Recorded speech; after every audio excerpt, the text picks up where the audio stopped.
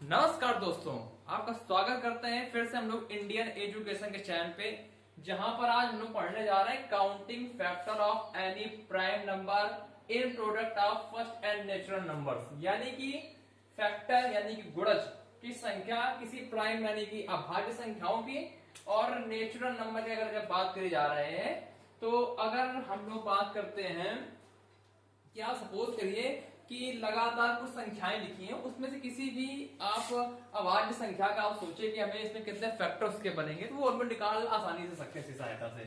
सबसे पहले अगर आप इसको समझना चाहते हैं तो इसका मतलब यही बनता है कि सबसे पहले आपको मैं सवाल के थ्रू समझाऊं या फिर आपको मैं उसके थ्रू समझा देता हूं ताकि आप लोग इसको पूरी तरीके से समझ पाए। तो सबसे पहले एक बार हम करके दिखाते हैं 1 into 2 into 3 into 4 dash dash dash dash into N. ये एन नेचुरल नंबर आपका दी गई है। फिर से मेरी पास छाई पड़ती हुई इसमें, तो इस तरफ से आता हूं मैं। तो एन तक आपकी संख्याएं चली गई हैं। अगर आपको पी कोई आपका प्राइम नंबर है, सपोज कर लेते हैं पी आपका कोई प्राइम नंबर है, तो सबसे पहले क्या करेंगे, जो एन आपका आया लास्ट में उसको डिवाइड करेंगे पी से, और जब तक डिवाइड करते जाएंगे तब तक कि आपका लास्ट में शेष इससे कम ना बच जाए, और बाकी हुई जितने भी आते हैं, जितनी बार आपका ये भाग जा रहा है, इन सारी संख्याओं को जोड़ देंगे और आपके उतने ही फैक्टर बन जाएंगे।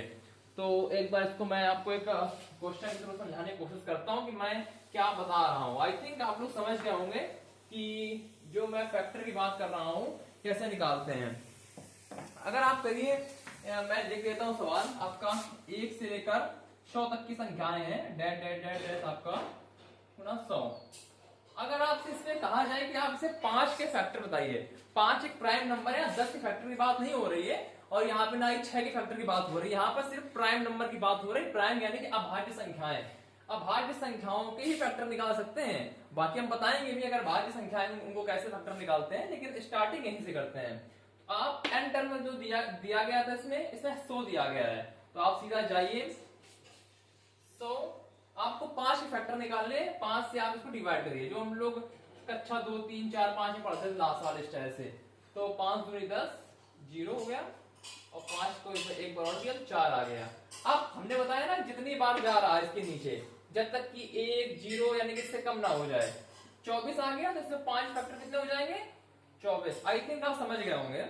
एक और सवाल के थ्रू मैं आपको समझाना चाहता हूं, जहां पर आपने देखा कि सबसे पहले आपके 1 इंटू 2 इंटू 3 डेट आपके 100 दी गई ये संख्या, उसमें 5 फैक्टर निकालने हैं। अगर सपोज करिए यही संख्या मैं यहां पर लिख दे रहा हूं 1 2 3 4 5 डैश डैश डैश करके 128 128 तक संख्या जा रही है, उसने हम लोगों ने पूछा कि आप 7 का फैक्टर बताइए। तो आप क्या करेंगे, 7 का फैक्टर के लिए सबसे पहले 128 को लिखते हैं इसमें और 7 से डिवाइड करते हैं। 7 से हमने डिवाइड किया, 7 एकम 7, बचा यहाँ पे 5, तो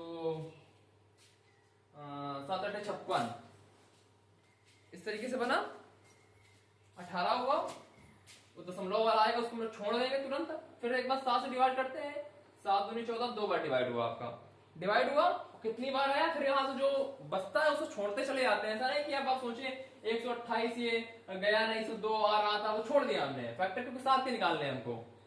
यहाँ पे 2 आया, इन दोनों संख्याओं को जोड़ा हमने, 18 और 2 कितना हुआ 20। तो 1 गुणा 2 गुणा 3 डैश डैश डैश गुणा 128 तक में अगर हमें 7 का फैक्टर निकालना होगा तो इस तरीके से निकालेंगे।